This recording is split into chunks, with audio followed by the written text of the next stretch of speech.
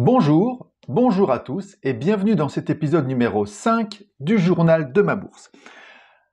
Tout d'abord, si vous n'êtes pas abonné, je vous suggère de le faire et d'activer la cloche pour être prévenu lorsque je sors une nouvelle vidéo. Je ne vais pas sortir uniquement des vidéos les samedis matins, comme en ce moment. Dès que j'aurai un peu plus de temps, j'en sortirai des fois dans la semaine. Donc ça peut être utile d'être abonné et d'activer la cloche pour suivre toute mon actualité. Donc, sans plus attendre, qu'est-ce qui a retenu mon attention cette semaine à la bourse?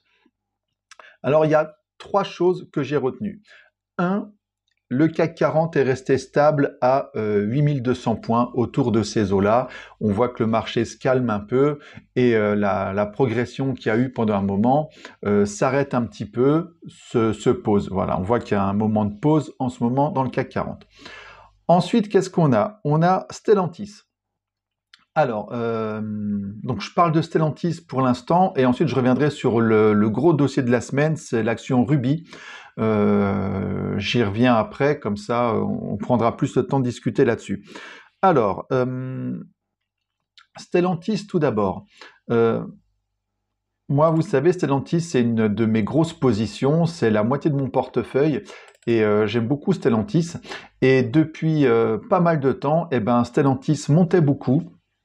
Il y avait une grosse progression de Stellantis depuis ce début d'année. Donc moi, c'est très bien pour moi parce que ça augmente beaucoup la valeur de mon PEA. Mais on voit que ces derniers temps, Stellantis se stabilise. Il y a une respiration sur le marché. Ça veut dire que Stellantis arrête de monter. Il y a des petites baisses. Et on va voir ça tout de suite. Pourquoi? Parce que j'ai trouvé un article sur BFM Bourse. Donc BFM Bourse reprend l'analyse d'une banque allemande, Berenberg, qui a émis un avis mitigé sur Stellantis, et donc c'est ce qui fait que Stellantis se stabilise un petit peu. Donc c'était quand même Stellantis la plus forte hausse du CAC 40 depuis le début de l'année 2024, parce que là, il nous explique que depuis le 1er janvier, Stellantis avait pris plus de 26%, donc vous voyez, c'est énorme, 26%. Quand vous imaginez que sur votre livret A, vous faites 3% en un an, là, depuis le début de l'année, avec Stellantis, on fait plus 26%. Alors,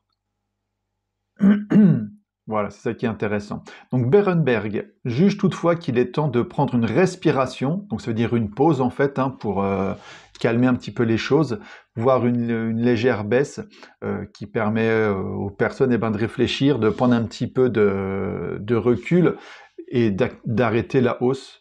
Voilà, histoire d'avoir en fait une pause dans le cours de l'action. Respiration sur la valeur, et a baissé son opinion à conserver contre acheter avant. Donc c'est pour ça que cet avis qui a changé de la part de cette banque fait que ça a baissé un petit peu le cours de l'action. Le cours est toujours quand même maintenu à 29 €, donc on est au-dessus de ce qu'on a en ce moment. Alors qu'est-ce qui pèse sur Stellantis? Stellantis avait beaucoup augmenté ces derniers temps.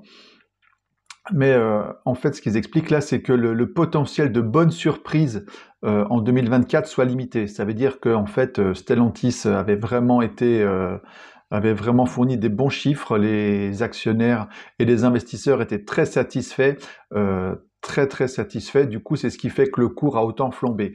Donc, maintenant, il y a du recul qui est pris par rapport à Stellantis, et donc cette hype, cette bonne humeur sur le titre va se tasser un petit peu. En tout cas, c'est ce que prévoit Berenberg. Le groupe a notamment bénéficié du segment très rentable des pick-up, parce que Stellantis, pour ceux qui ne savent pas, il y a aussi beaucoup de pick-up américains, avec notamment la marque Ram, qui est une grosse marque. Mais la tendance sur les prix semble sur le point de se retourner. L'intermédiaire financier, donc Berenberg, remarque que les concessionnaires de la marque Ram, donc une des marques de Stellantis, affichent des rabais plus marqués que les concurrents, donc Chevrolet, GMC et Ford. C'est-à-dire que Ram vend un petit peu moins.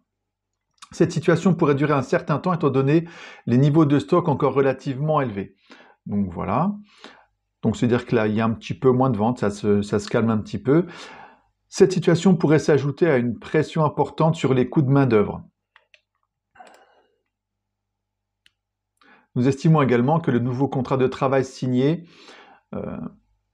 l'année dernière réduira les marges du groupe d'environ 50 points. Donc voilà, des nouvelles mitigées. De plus, le soutien permis par de potentiels rachats d'actions est désormais pleinement intégré. Ça veut dire qu'en fait, Stellantis expliquait qu'ils allaient à la fois augmenter le dividende qu'ils allaient payer, mais aussi racheter des actions. Donc ça, c'est très bon pour les actionnaires, hein. Quand on a une entreprise qui rachète des actions, ça veut dire qu'elle a du cash à investir. Donc c'est pour soutenir le cours de l'action.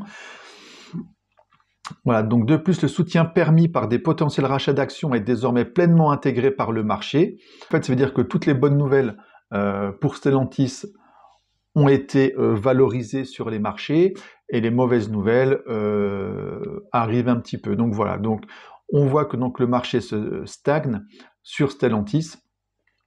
Et donc voilà, c'est ce qui explique qu'on a en ce moment une pause au niveau du cours de Stellantis. C'est pas un mal, ça permet de calmer un petit peu les esprits et de calmer un petit peu les esprits. Alors ensuite, le gros dossier de cette semaine, que moi je trouve vraiment très bien et dont je suis très très satisfait, eh ben, c'est Ruby. Ruby, donc vous savez, c'est une entreprise pétrolière qui travaille beaucoup en Afrique et puis dans les Antilles. Donc pour moi, c'est un bon complément de Total Energy, hein. C'est pour ça que j'avais vendu moi des Total Energy et j'ai acheté des Ruby pour diversifier un petit peu. Et donc, qu'est-ce qui a fait que l'action Ruby a autant augmenté cette semaine? Eh ben, c'est l'arrivée de Vincent Bolloré au capital, donc en tant qu'actionnaire de Ruby.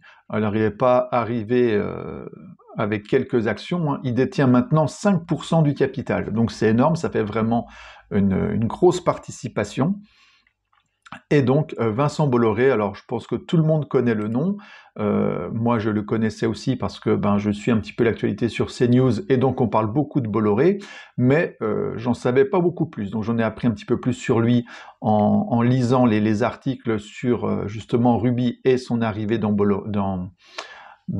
l'arrivée de Bolloré donc sur Ruby. Et donc, on voit que c'est quelqu'un qui a une très bonne réputation en tant qu'investisseur. Donc, cette très bonne nouvelle a vraiment dopé le marché et a fait que l'action a augmenté. Donc, pour mémoire, moi, si vous savez, Ruby, j'ai commencé à en acheter en juillet 2023. J'en ai acheté 5 pour démarrer. Ensuite, j'en ai racheté pas mal en novembre 2023. Là, en fait, j'en ai racheté 30 en vendant des actions Total Energy. C'est-à-dire que Total Energy était pas mal monté.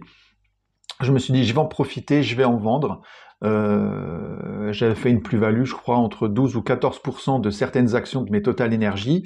Et je m'étais dit, eh ben, je vais racheter des actions Ruby. Donc, j'en ai racheté 30 au mois de novembre. Et donc, ça me faisait 35 actions Ruby à un coût unitaire de 22,37 €.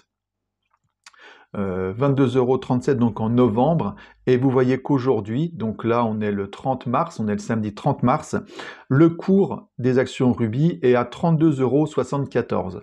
Ça veut dire que moi j'ai une plus-value de plus 46% sur mon investissement Ruby.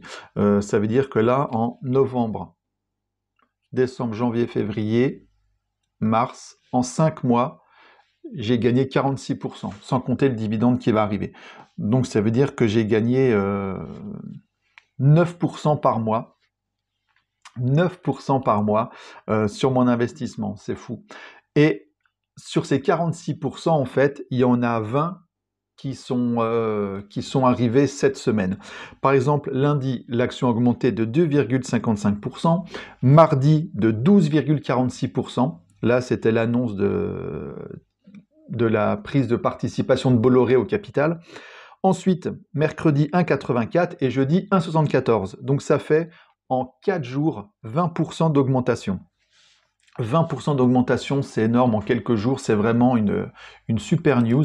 Donc voilà. Alors pourquoi est-ce que l'arrivée de Vincent Bolloré au capital de Ruby, c'est une si bonne nouvelle? Eh bien parce que par exemple, là j'ai trouvé un article sur Zone Bourse qui explique, donc ça c'est un article du 26 mars, donc du 26 mars, qui explique, voilà, la grande nouvelle d'hier sur le marché français est l'arrivée de Vincent Bolloré, via sa société, donc il a une société à lui, hein, au capital de Ruby. Je vais relire ça. Donc, sixièmement, c'est le point le plus important à mon avis, si l'histoire sert de guide, elle tend à rappeler que l'intéressé vise souvent juste et tire pour tuer, donc vraiment pour être efficace.